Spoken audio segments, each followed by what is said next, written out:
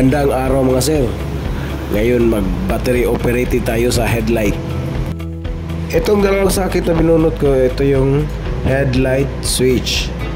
So makikita nyo dito yan.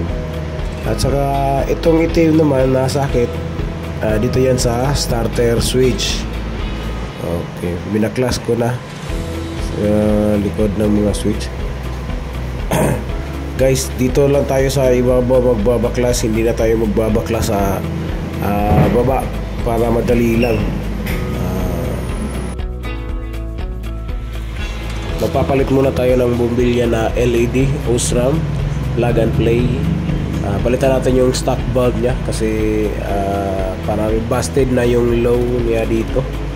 So, palitan natin. Ito na yun ang resulta sa pagpalit.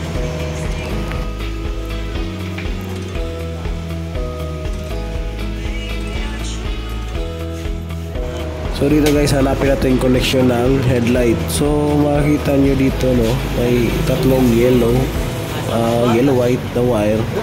Isa dyan, hanapin natin yung connection ng headlight. Dito naman yung color orange, magtatap tayo ng isang wire, maghihinan tayo. Yung color orange is ACC, accessories wire ng motor papuntang ignition. So dito nagtatap na ako ng isang wire.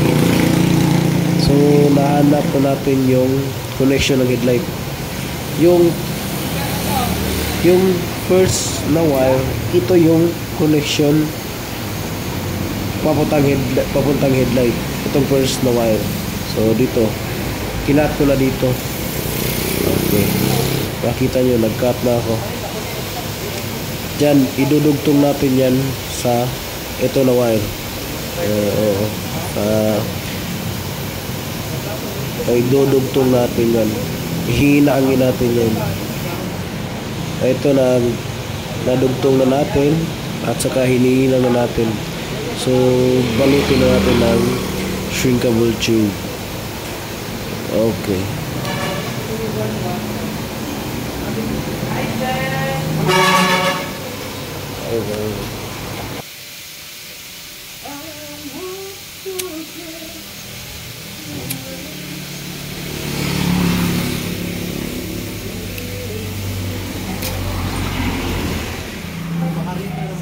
Yung kaputol naman, lagyan nyo rin ng shrinkable tube para safety ang resulta natin.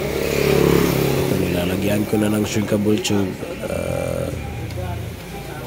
Gamit tayo ng lighter para mag-compress ang shrinkable tube. Okay. Babalutin na natin ng electrical tape yung harness wire para safety naman, para hindi madumi tingnan. So nabalutan na natin ng electrical tape at saka ibabalik na natin, ipa-plug na natin sa cover.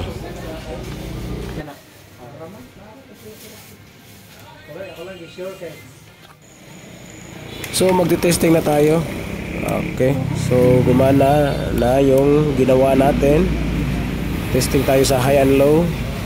High and low. Okay. So battery operated na yung headlight. Okay, on niya, wait. Yeah, headlight. Good. Yeah, high. High. Low. Yeah, off. Yeah, pandarang makina. Yeah, balik ka sa headlight.